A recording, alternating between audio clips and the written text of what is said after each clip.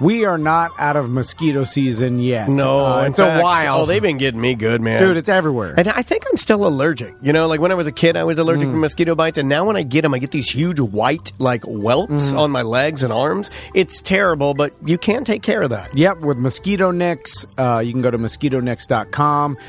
When you contact them, you're a local representative who knows Tom and Dan listeners. Yep. They'll give you a discount for being Tom and Dan listener, but basically, I have a misting system. It's right by my pool equipment, and it's this barrel filled with this organic chemical that breaks down after about 10 seconds, completely safe. In fact, it's like 10 or 100 times less potent chemical-wise than the actual spray you spray on your skin. Yeah, you don't want to use that, but you actually have it on a timer, so at peak mosquito times... It just goes off, It goes off, so that way when your sons, when your wife, when they're out in the pool or around the pool... Dusk, 9 p.m. Also, it comes with a remote. I just hit it, missed my whole... Like, basically, they lined it around all my wooden fence, so it missed my backyard and eliminates all mosquitoes. And so I hit the remote one time, let it mist, give it about 10 seconds... Good to go. Let my kids go out there and play, and there's no mosquitoes. Yeah. Like, I have no mosquitoes in my backyard,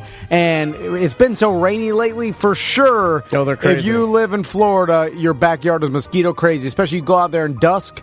You got a pool with no screen enclosure. You're dealing with mosquitoes every day. You're trying to buy candles and using citronella and foggers and all stuff. Just go get the Mosquito Nick system. You could put it on a payment plan. They also have portable systems that Daniel has. Yep, I have one of those right now, and it works for smaller areas. It's perfect. It's awesome. They'll come fill it up every month. It's mosquitonicks.com. In the boy, the larynx and the vocal cords change so that his voice acquires the deeper pitch of a man's voice. The shoulders become broader, thighs grow longer, and the muscles become stronger. Hair begins to grow on the face, under the arms, and in the pubic area. You are a man, and in taking on the role of the world's second greatest gender, you must adhere to A Gentleman's Guide to Manliness. Welcome to A Gentleman's Guide. Tom Van. Dan Dennis. Steve Kramer. Boom. We're at it. Back at it again. Better than ever. Better than ever. I'm going to make a prediction. This will be our 4th or 5th best show. Anytime you do that, you jinx it. No, it's not going that only put us in the top 5. That's not that bad. That's a lot. There's a lot of shows. That's not that high to shoot for. But a lot of them have been bad. Yeah, well, that's what I'm banking on. That's what I'm banking on. Although when you think they're bad, that's when they're really good. Because like I did it was at the poker tournament this weekend, and like 5 people told me, at least 5 people were like, I really love the show when you guys go off on tangents, and when Tom goes nuts because... You guys, you and Daniel are driving him crazy. He's been going nuts lately. I've been going nuts lately. I'm anxiety, depression. He's anger lately. Yeah, I can see it. I can see it. He looks angry right now. Yesterday was one of the spiciest I've ever seen him. Yeah, I got more and more angry. Now you brought it up, and I'm mad. I'm sorry. Booze and marijuana is supposed to bring that down. They make your. it depends. It doesn't marijuana. Everybody reacts differently. Doesn't make me angry. No, Well, booze though. I'm not on marijuana all day, every day like Butler. But last night you said you were getting mad. I mean, that's when you're supposed to be easing yourself into the couch. I was, but then I started thinking about my situation. Okay, you can exaggerate moods. Do you want to run this by Steven? Yes. Before, okay. Steven's got some stuff. I got some stuff. And all right, get it all out, man. That's amazing. We all actually have stuff. Usually get it all out. Let's just do Kramer. voicemails. Okay, I don't want to make this a big thing because bring it up on a radio podcast. But I really think this is an injustice that happened, and this is presidential harassment. I hope we're thinking the same thing. No. Okay, yesterday. Because if so, it's the. So stars aligning. There's been stories about a Sunrail, trains hitting cars on the tracks, right? And it's then a thing now. Wesh did a story about that. Now they've been cracking down. The police have been doing basically, speed traps, for lack of a better term, but for people stopping next to train tracks. Yeah, right? Don't stop on the train tracks. Yes, that's like the first most fundamental rule of the road you should know is don't stop your car in train tracks. Of course, and everybody knows that. Apparently not everybody, because cars have been hit by Sunrails. Now, but, okay, so follow me with this. I got a ticket yesterday, right, for stopping too close to train tracks. Now, let me explain what happened. So, I really believe that the police department chose this particular area because it was designed poorly, whether it be in Maitland? Civil engineering in Maitland. It's that one in Maitland right off of Maitland Avenue, right? Yes. Yes, right where the... what is that? It's Lake Howell or Howell Branch right there? Horatio. Yeah, Horatio's Howell Branch. Yeah, and now I didn't want to... I knew it'd be there. I think everybody has gotten to that section. I want to give you a little love here.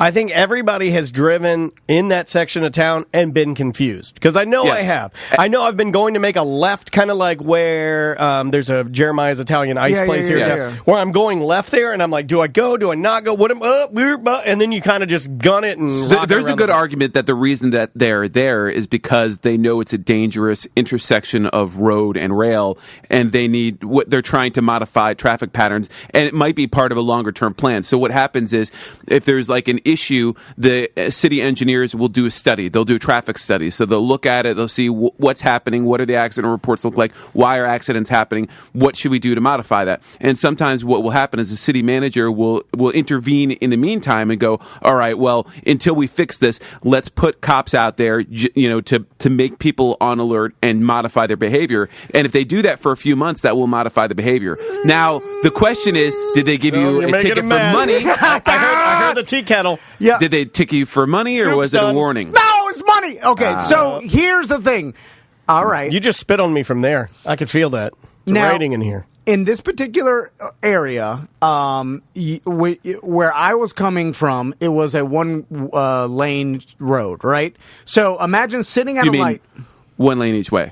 Yes, one lane going. So a 2-lane road. Passing Maitland Avenue, which is a 2-lane road, and then going to the other side of the intersection. It's horrible for radio. Okay. It's a good thing you're using it. Let me explain. Let him have his moment. So. If you're sitting there, let's be selfish for a minute. If you're sitting there and the light turns green, you're looking ahead past the train tracks at a line of cars, right? But there's still cars turning right into this area or whatever, and that light is red. Okay. So my light turns green, there's cars behind me, right? Okay. So the cars that are just taking a right can't go unless I go forward, right? But I understand that's basic traffic law. But looking across the 4 lanes, I'm looking to see if I have room past the train tracks because I don't want to get stuck on the tracks, right? And there lies the problem with this particular intersection. You knew what you were doing. Was there room past the train tracks? Well, there would have been. There would have been, but a car... but there wasn't. I started driving forward to go straight, and a car turns right into the traffic, which then negates any room that I have, because that car, once I saw them, as I'm going across... You're already stuck.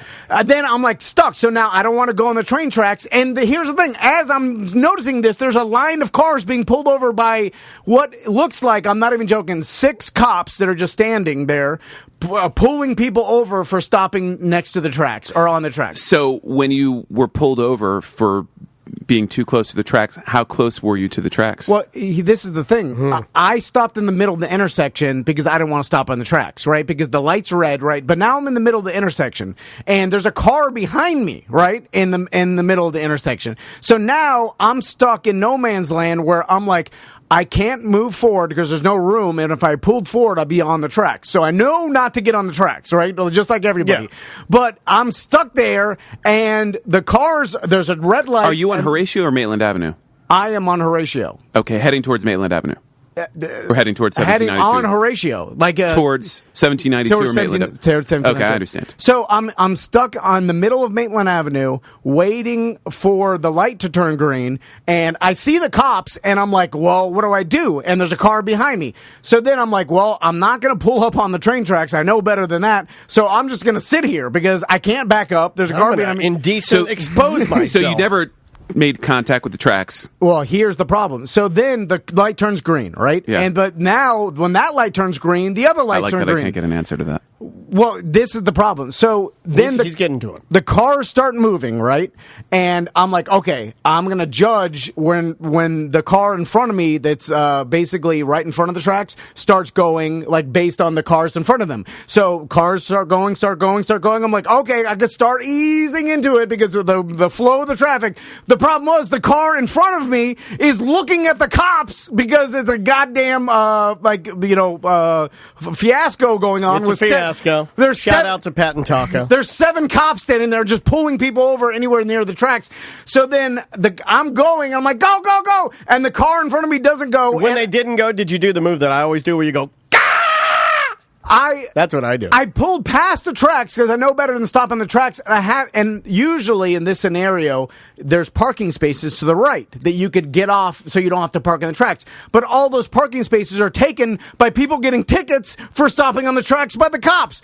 So then I pulled to the left and because I don't want to stop on the tracks, so I'm pulling to the left. Almost into the turning lane, and then because there's no other way for you to get off the tracks. And then I'm off the tracks, and but you're now in the middle of the intersection. Well, then the car in front of me starts going, and the cop's like, "Come on!" and pulls me over, and I'm like, "I didn't." And he's like, "You stopped too close to the tracks. I saw you." Well, how close were you to the tracks? You were past the tracks. He said 5 feet. He said you can't stop within 5 feet. And then, and that's because the trains hang over either side. Yes, but they need to fix that. We need some slimmer trains. Yeah. The problem is this whole thing. Just saying, don't encroach into my liberties because you want big fat trains.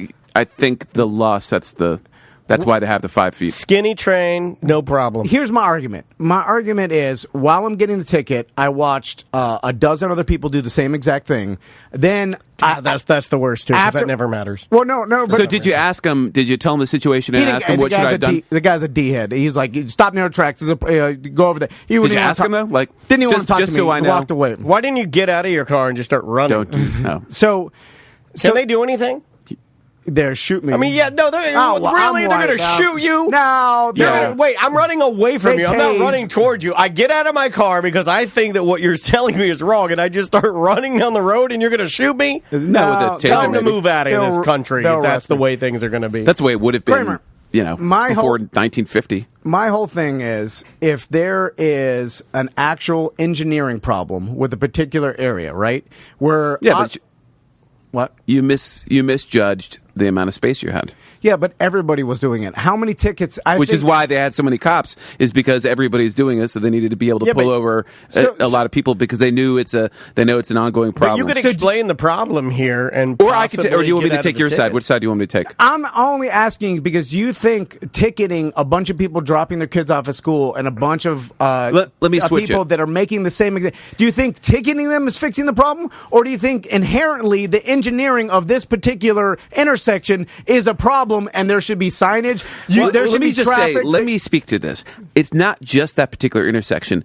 The design they're trying to create, there's no downtown Maitland, so they're trying to create a downtown. And that is a fiasco because they just authorized all of this new construction, all of this.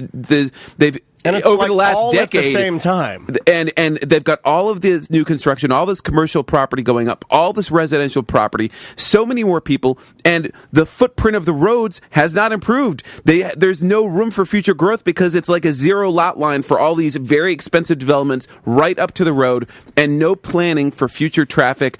Or what happens 10 years from now when there's more growth. I want to get and that intersection is a problem. I want to try to wrap my brain around this a little more. So it's a solution, just basically giving a ton of people tickets and be like, oh yeah, that'll fix it. Guess what? We all knew.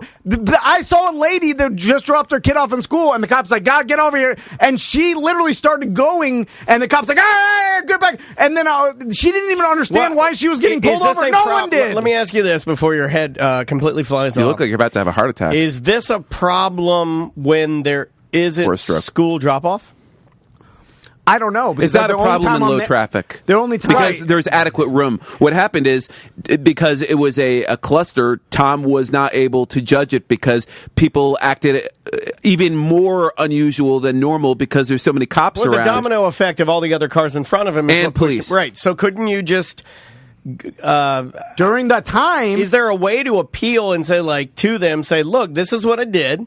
Even if the cop shows up, are you guaranteed a ticket, or are you able to say to the judge, here's what I did. Here, look, I know the rules. I wasn't breaking the law. I don't want the ticket, and I'm here because there is a problem here. And is there a like? Well, I guess I should ask Kramer. Yeah. Is there a reasonable way to explain your side to a judge without automatically the cop shows up, you get a ticket? Give me the honest answer. If the cop shows up, are they just going to go give him the effing ticket? That's what it is, isn't it? Let me tell you something. Let's talk about that. Because there's so much misinformation about if the cop shows up, you're screwed. It's like, well, is it? Because then why, if we're both there, I should be allowed to have my say. To say to the judge and draw on the whiteboard with the magnetic cars. I've seen people's courts. So, there are different standards of proof in different types of court cases. The highest being in a criminal case, beyond a reasonable doubt. 99% of the evidence weighs in favor of the state, for instance. I'll go out there with you and take photos. Court, it's a preponderance of the evidence, 51%. Traffic court is an entirely different creation, and the way it gets handled depends in large part on the hearing officer that's assigned. You can ask for a judge potentially, but usually it's a hearing officer you wind up in front of. And if you watch those, if you sit there for the day and you watch those cases go forward, what you'll realize is just statistically, your odds are very, very, very poor of obtaining a good result. Doesn't mean you can't go up there, hire an attorney, or, yourself plead your case, right, and make an argument. And if it's a reasonable argument, and if you can reasonably excuse yourself from the ticket, then if you get a reasonable hearing officer, you might get a good result. The best shot you get, the reason you get an attorney to handle your ticket, is because what you're really betting on is that maybe that's the day the cop has to be in a deposition, or there's something else going on, and the cop doesn't show. Or if the cop does show, that they can negotiate something like, hey, let's negotiate no points in the license, or to make this X, simple, Y, and Z. Look, just real quick, to make this simple, and a lot of times the cops will do that. Is your argument, and I think I see it, is your argument, you guys are writing the tickets, you caused the traffic, you caused the backup, you caused the problem of everybody not knowing what to do. Yes, because the city, were engineered wrong. You had a chaotic society ticket is writing wrong. party. No. But the reason why I know I'm right is because why was there 8 cops there, or whatever, 6 cops standing there? The same reason if you drive down Crane's Roost, on many occasions you will see cops all over the place because they know people break the law there. They know people speed there, and they want them to slow down. It's the same reason that cops are at that intersection, because they know it's a problem intersection. But why is it a problem? Do you think it's society that everybody's like, everybody agreed in this particular time, society, that they're all going to stop near the tracks because... do you think... I'd rather be in the position of defending you on this, but if you want me to take the city side, I will. Well, I'm asking you to use your logical brain, Kramer. Not even... Okay, let's set aside my hope, and who cares? Whatever. I get the ticket. They need to do an engineering study on that intersection is the answer. They probably need to take some steps to make clear that 5-foot boundary, right? So what you will see sometimes when a city or county identifies a problem is they'll put reflectors, a certain distance out. They'll paint the road there. They'll put a sign that says, stay at least 5 feet away from tracks. They'll do things there to alert drivers that this is a dangerous area. That's what they won't use it as a trap that, one, is dangerous when the cops aren't there, and 2, is just an income generator. They'll actually take the steps to keep people safe. That's what I'm saying. But that's what they've been doing with the sign. That's why it's in the news. They've been hiring sign spinners to stand at the edges of the area where Sunrail will roll through, spinning a sign to remind you to stay 5 feet back. But that's not what Tom's arguing. You're arguing that the actual event of you guys, all 8 of you, coming here to write tickets. That's what you're arguing, Daniel. He's arguing that's a badly designed intersection. Well, no, I agree with that too. But yes, if there's cops, or if there's an emergency situation, if there's an accident, whatever it is, if there's unusual activity that doesn't excuse anybody from following the rules of the road, is going to be what a hearing officer is going to say. Shouldn't they give? Okay, so for instance, if there's 4 cops lined up in front of me and I'm going down the road and I'm trying to get home and I can't get by unless I go over the side and hop over a little curb and then turn down a side street, am I then arrested because they were impeding me? No, you're ticketed. Why am I ticketed? Because you broke the rules of the road. Yeah, but I feel like they should look and go, I'm only telling you what a judge that would guy's probably doing say. because we made it hard for you. Here's the thing. It's a bigger problem, and I'm just going to yell at the city of Maitland. You've done it you're doing it before. right now. And they're not. He's done it before. And every And he's doing city, it now. every city that decides, oh, you know what, we'll fix this problem. Why are people stopping in the tracks? It must be because the public are idiots and they don't understand the rules. So we're going to send a dozen cops down there and just start ticketing every taxpayer as much. People that are dropping off their effing kids at school, we'll just ticket all them, and then that'll fix the problem. Oh yeah, that'll fix the problem with this whole intersection. It's not the way it's designed. Of course it is. That's why you're sitting there ticketing everybody, because it's designed poorly. Do you think everybody's an idiot? Now, I understand there's an argument for that, but it's the reason why. He's right. Here's the thing. If it was a problem in every intersection, they would spread out these cops to one at each intersection, right? They got the amount of space they got to work with. I not what watched they them can do there. give a dozen tickets in 5 minutes. Well, I'm a problem solver. So how would Tom go about placing a formal complaint to the city it doesn't matter. for a poorly designed intersection agreed. because we need more construction there? But this goes on everywhere. Like the How do we do argument. it? Here's the problem. Like, where does they would set up speed traps? They set up speed traps where most people speed. Right. Well, they don't look at why people are speeding there, but because that would fix the problem. What they look at is like, oh, maybe just ticketing a bunch of people and generating revenue will fix the problem. I don't think that's true. Is there any studies that setting up speed traps or? For me, it only works for the day because if the cops aren't there, I'm speeding. Here's the thing. I can answer this. I dropped my son off today. I saw people doing it. There was no cops there. They were still doing it because there was no other choice. Yeah. Because it's engineered badly. It's wrong. It's wrong. When you're going, I'm sorry to scream, but it's just. Listen, For the record, I've taken off my headphones. I and I'm argued now this covering to my my ears. wife, who doesn't want to support me, who would take. I think we should call Crystal. She would take any side, No, but she my probably agrees. I mean, you and she was forced me like, to "You're take right." the other side. I would normally be I'm on with you, but you forced me into giving the other answer. No.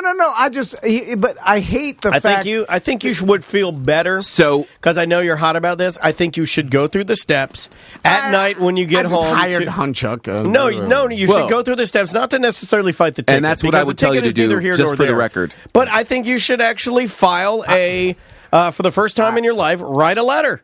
I know you're not into that, but I think that you I would don't think it feel. works. I think you would feel better though if you did. Let me I address won't a feel couple better. things you They'll said. punt it in the trash and laugh at me. So- I know. If someone wrote me a letter, I'd punt it in the trash. I know the government works. They don't give a damn. They're like, listen, I'll never get fired. F you. You know, like, of course that's what it works. They'll continue to do it. I know.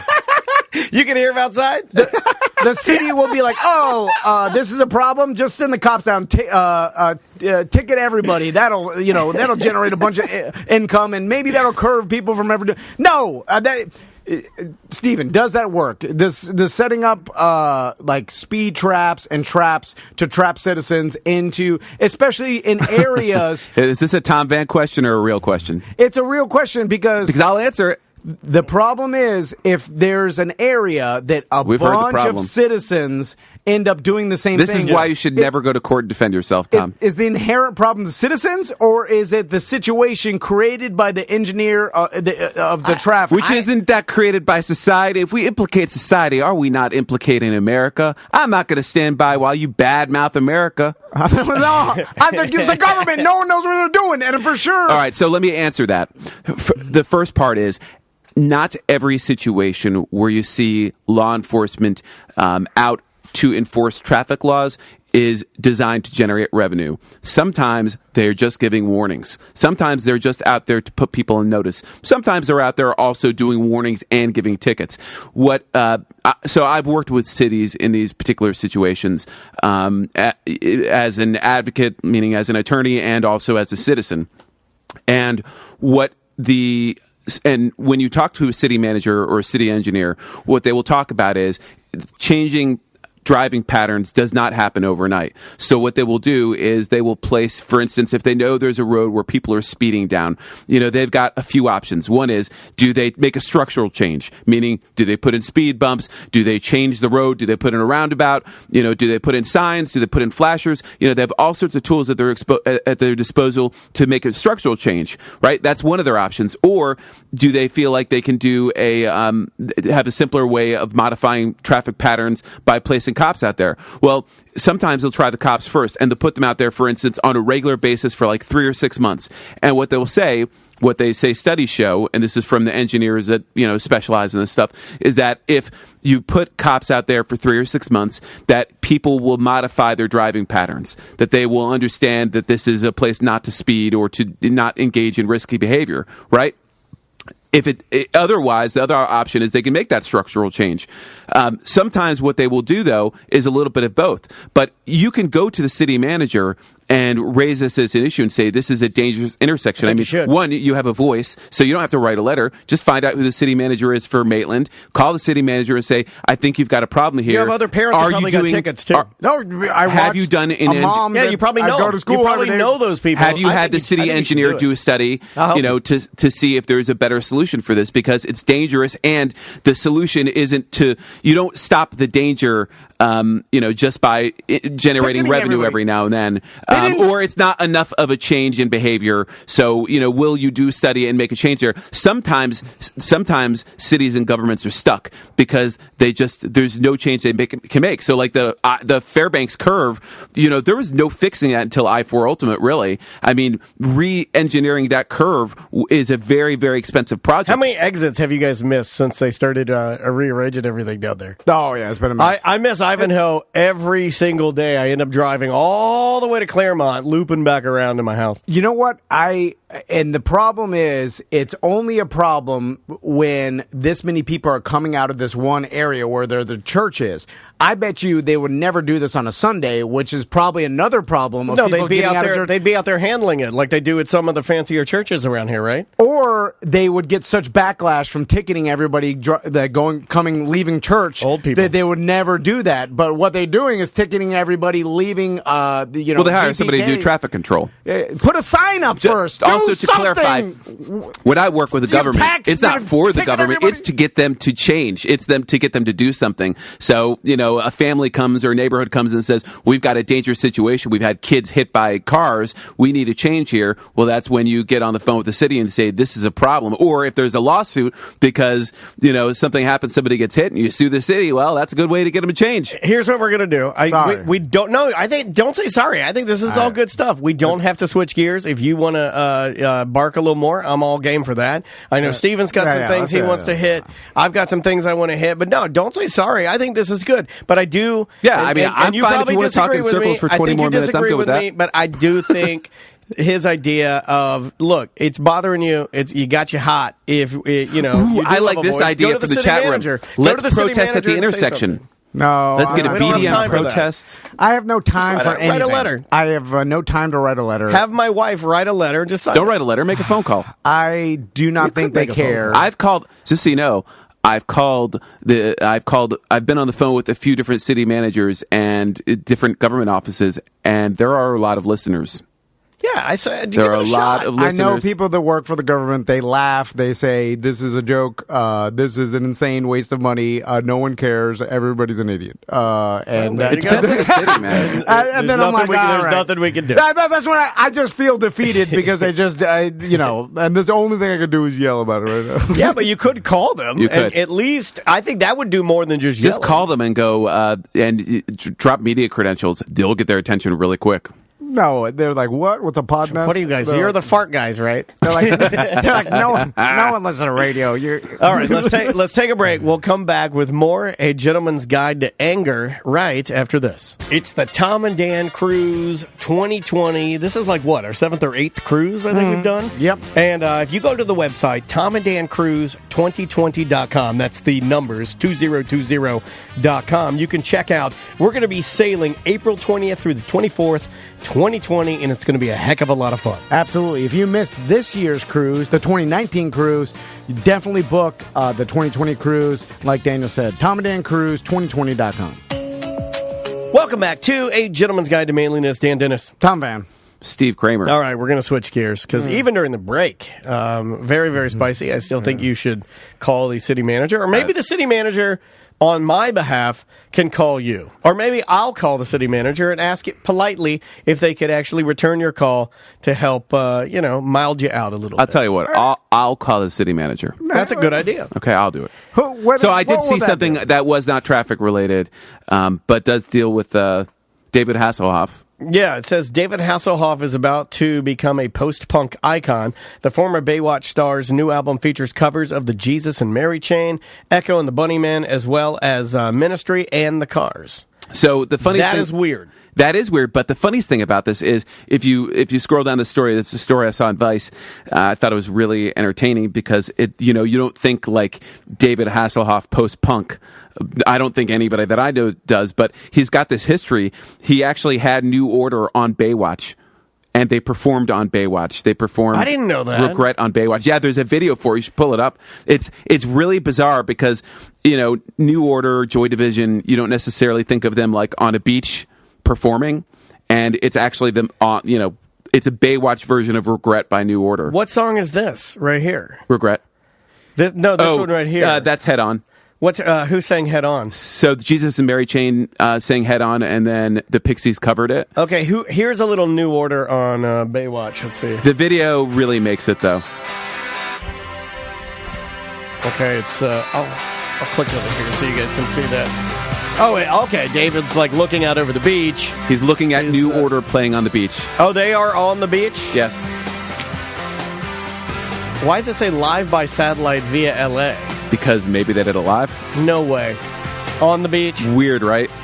This is weird. And so he's scanning the beach, and there's a girl putting on lip gloss. And then there's the least beachy band you'd ever find playing on the beach. By the way, this was the first and only time that New Order ever got in the sunshine. Ever.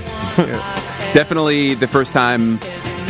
I think they did do this live. This looks totally live, man. It does.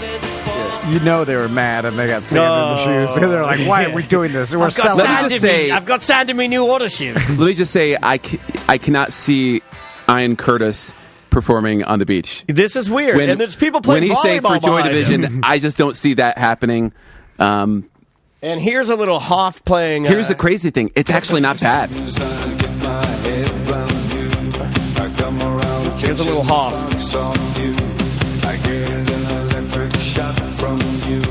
That's not bad. I know. That's what's weird about it. He's got the guitars from the Cars playing, and like one of the guy from the Stooges is plays with him too. I don't hate that. Well, it's a great song. It's hard to mess up if you do it right. He's always loved the music, right? Hoff has always had his foot in the music. Well, and apparently he's always been like a big fan of new wave and punk, and which is... I mean, I could see that. How old is he now? Like 75 or He's 67. Okay, he's got... But so with him on the record is Todd Rundgren's involved, who is a monster producer. Wow. Incredible songwriter. Mega producer. We had to deal with his management back when I played music, and that guy's just a monster. James Williamson from the Stooges, Charlie Daniels, country legend Charlie Daniels. What's he do? Al Jorgensen what is he from over Ministry. There to yell at Hoff to not vote for a Democratic candidate. Obama! No, that was actually Hank Williams. No, here's a picture of Hoff and Al Jorgensen from Ministry. Wow. Right? So really, really interesting. But Al Jorgensen's starting to look like an old Barbie doll because his, if the you piercings. If you took the Barbie doll and you gave him a mohawk. And, it's like he's got the weird, like, old man dreads. He looks like a doll that, like, has been baking in the sun at the dump. It's like, it's a caricature almost. Yeah, he's starting to look weird. I don't know if you ever listened. Did you listen to Ministry as growing up? Oh yeah, absolutely. Did you go With Sympathy, the first Ministry record? Have you heard that ever? I have heard it, but it wasn't ever anything I revisited a lot. It's a great record, actually. Well, I mean, I guess it's before they went super industrial. I hate winging around the idea of or the name genius, but he definitely has his lane and he knows exactly what he's doing. I mean, I enjoy even the newer ministry music. Well, that's interesting. I like that. And, it's funny. This is the second It's just really time. bizarre, the juxtaposition, to have David Hasselhoff doing doing Echo and the Bunnymen, doing New Order. It's sort of the second time in 2 days that we've brought up a nostalgia act with, because these songs are, nostalgic songs. Yeah. But then done by somebody else. Yesterday we brought up this Vanilla Ice. The name of the song is Vanilla Sprite remix with what's his name? Fortunato Blow, whatever. Fortnite Rick Ross. And Rick Ross is on it. So you've got Vanilla Ice and Rick Ross. So you've got somebody super current with somebody not so current. In this, you've got Hoff, who definitely not doing anything other than the last thing I embarrassing videos. Yeah, the video of him eating the cheeseburger drunk, still a classic. By the way, it really is. I feel really good. Nobody should have seen that. Nobody's meant to see that. No, I mean, that's man, everybody has bad private moments, and that. I put it in the same category. Those two, they might be the only two that I put in the category of I don't necessarily blame you.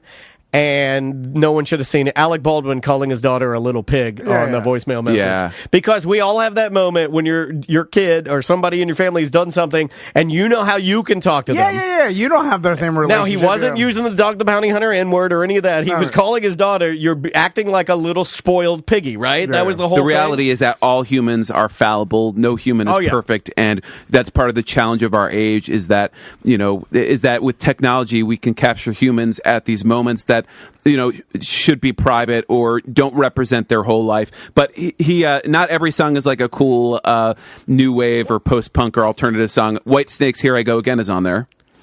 So, wow. Yeah.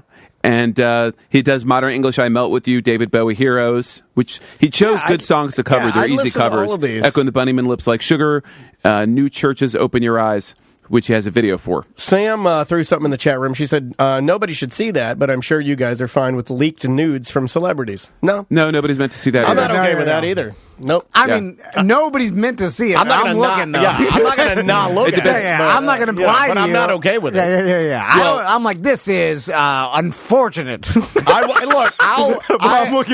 write a letter to the city manager, but I'm still going to look at the phone. Yeah. Listen, what do you expect? I'm not. I can't. I have no self-constraint. What is that? Give it to me. Also, is embarrassing your dad a daughter thing? Because think about this. How do you spell Brooke Hogan? No, I mean, Bam did it. No, but I'm talking about... he always embarrassed his dad. Sam then added, while you're flogging your log, please never type flogging the log ever again. And by the way... Oh, my God. Moderator. It takes more than just nudes. What am I? 16 years old? I can't even... Nudes are nothing. Nudes might as well move the water. Water. I need... I'm desensitized. I need some... The consequences of technology. I need masks. I need oil, Nuru gel. Yeah, I need whipping me. I need every race. So all of them. Going back to putting up embarrassing social media posts of your dad, is that a daughter thing? No, I think that's a new. That's where we're at in this age thing. It happened with Alec Baldwin. Well, no, it wasn't his daughter that leaked that. She didn't leak it. I forget how that happened. That was an acrimonious post-marital relationship between Alec Baldwin and Kim Basinger. Right, and you're also forgetting Tommy Lee's son is the one that really went after his dad, putting up the videos, sharing the text, sharing the tweets. So it's definitely not a daughter thing. Tommy Lee's son. Oh, yeah. Remember when he sided with Pam Anderson and he just was going nuts for his dad? He's calling him out, sharing text messages of all the things he said, really going at him harder than any daughter that I've seen. Tommy Lee's son was that's probably the craziest one when I was reading. Pretty bad. I'm like, this is not good, man. Yeah. You guys do not like each other. But I see where you're going with that. Yeah. Because it would be easier because dads, let's just be real, stereotypically dads drop the ball more than moms, right? No, depends in what way. I mean, no, I think if you just blanketed the United States and said, are there more deadbeat dads than deadbeat moms? The answer would be yes. It can't not be. Yeah. I think just by nature. Yeah. Exactly. I think the mom has a closer bond with the kids, and your body formed this human. Not all moms, believe me. There's the weird mental illness. Like I don't even understand. There's like some moms that abandon their kids, and I'm like, that's real weird. I've handled thousands and thousands of divorce cases. Did you rock them all? And I've rocked them all. I've seen everything in between. I've seen a lot of deadbeat dads. You've seen everything, and I've seen, but I've seen a lot of, all around people with different substance abuse issues, different addictions, different, mental health issues. The moms, mental health doesn't discriminate. The moms that leave their kids, that's the weirdest thing to me. It's like, whoa, that's some serious mental issues. Well, there's some evolutionary biology wiring at play, in our DNA that plays a role in reproduction and then in raising children. So I think that's a good point. Because think about it, like every mom that we know, they're like that. Their kids are literally they created them, and that's the closest thing in their lives and the most important thing in their lives. More than on an evolutionary basis, it is a man can impregnate women. Historically, if you go back, to earlier eras, a man could impregnate a woman and vanish, but women cannot escape a baby. There's an evolutionary element of programming there that plays a role. Yeah. Plus, and then the bond, you're creating a bond as soon as that baby's growing inside. There's so many things that makes it so bizarre if you then and just decide, I don't know, don't need you. If on a historical basis, women abandon their babies, then, it would be an evolutionary disadvantage, right? Yeah. So Dan in our we wouldn't even be here. Dan Paul in our Twitch chat room, twitch.tv/Tom and Dan Live, he says more women drown their kids in bathtubs. So we got one, guys. We're on the board. That is very rare, not a good one. and I think, and if you look at the statistics, I bet you there's been more men that killed their families than women. I would agree with that. Yeah. So I think that's even wrong there. I mean, on a criminal basis, that particular thing, postpartum depression is a serious thing. Mental health is a serious thing. Shoot their kids and strangle them. Yeah. So really we lose. I think more dads harm their families than moms. Men are more likely to engage in violent behavior by, I think, a 10-1 margin versus women in a historical basis. Baby death. Can we go back to the city manager, please? Yeah. Or Hasselhoff. Yeah. Hasselhoff nowadays. What was the thing you had? You had something interesting. Yeah, well, it's too long now because we're going to run out of time here very, very soon. But what were you saying about Hasselhoff? Well, nowadays, Hasselhoff, he's in retirement. I think is he still doing things? I haven't checked on his. I mean, he doesn't need to do anything. All he needs to do is whatever he wants. He's got his residuals from Baywatch. I mean, that guy was more famous around the world than he was in America. If he did Knight Rider, which is kind of come back and is huge still.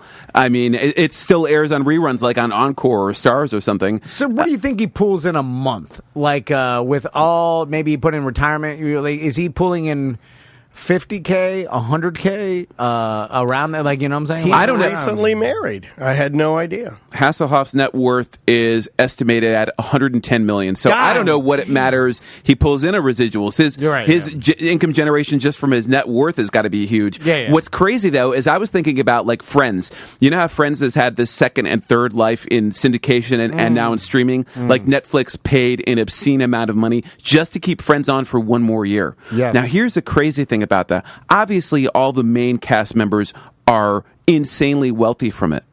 But what's interesting to me is Janice, Chandler, that, whatever, I can't do that voice. Don't ever do that. Because it's an awful voice to start with. Just like SpongeBob SquarePants. You get the hell out of here. Squidward! Well, anyway, Janice, who, not one of the main leads in the show, but in enough episodes, is probably got to be rich as hell from her residuals.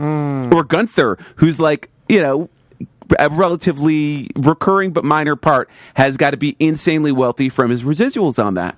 What kind of residuals does those characters get? I don't know. I wonder, though, because they get something. It's in their contract. And when there's $100 million paid for a year. Ask one. Our friend, Summer's friend, Robin, she was on Friends, and I believe a bunch of other shows. I mean, maybe she'd be a little more candid with. She's on that one, like it's like Friends. It's like the one with the crazy sister or something like that. Yeah, I mean that's it. Like she's in the episode, and she's a character in it, and and it still plays, and she'll catch it and like screenshot it and be like, "There I am," like. And if you're in SAG, cool. You for sure get residual. Well, and it depends on your negotiation. Like if you're an extra in a show, it's not the same thing as being like a recurring character. But here's an article from a little while ago talking about the richest Friends actors who had supporting roles. So, there's something to it. I'm just curious. I was thinking about it. Maybe they had bad deals. Maybe they didn't get good residuals. Well, what does Newman get for Jurassic Park?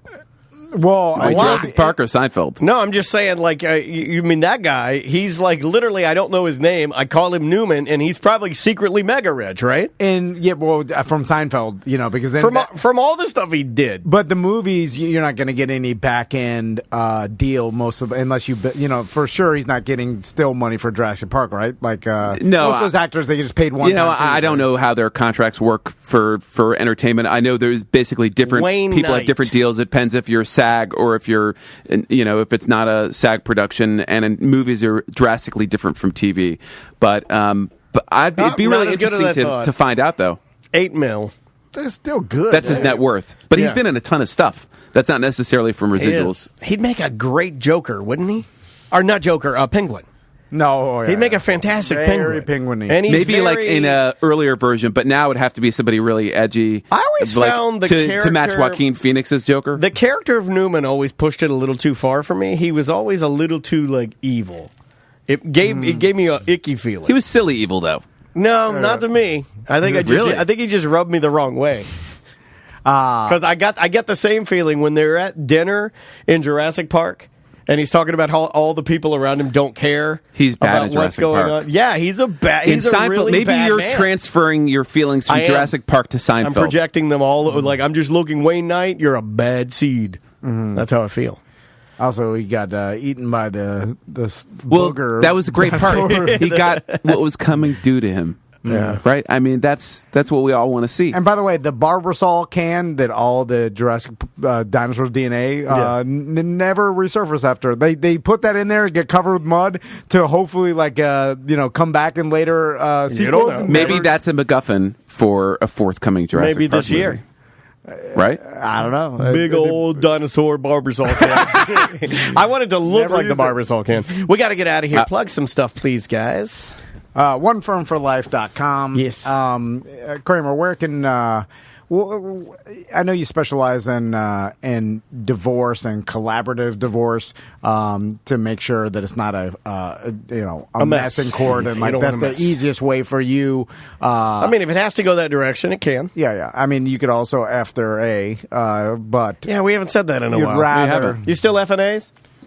If you need we do a good job. Yeah. If that A needs F'd. Mm-hmm. Yeah. It's interesting. I talked to Steve the other day about our buddy Cactus Steve being stuck in Europe and that travel agency going bankrupt and them being part of that. That's a nightmare. And logistical nightmare. And we're going to have Steve in soon, probably on a corporate time. Whenever he gets back. Maybe with Ray, too, to talk about what is your recourse when companies go bankrupt and you get screwed? Because that probably happens not too often, but every this once was a in a bad while. one. Well, and American bankruptcies are different than international ones. And then the other stuff we do is, car accidents. We do a whole lot of that. Mm-hmm. Brain injuries, death, unfortunately. We have Ray Some Trendley. most serious cases. Ray Trendley will be here October 1st, so that's something to look forward to. Nice. Congratulations to him, by the way. Yeah. Just had a baby. New daddy. Yeah, absolutely. Well, Stephen, great job. Hey, guys, good thanks job, for listening guys. to A Gentleman's Guide on... Glad you survived the show, Tom. Yep. He calmed down. I think he's good now. And guys, we will see you next week.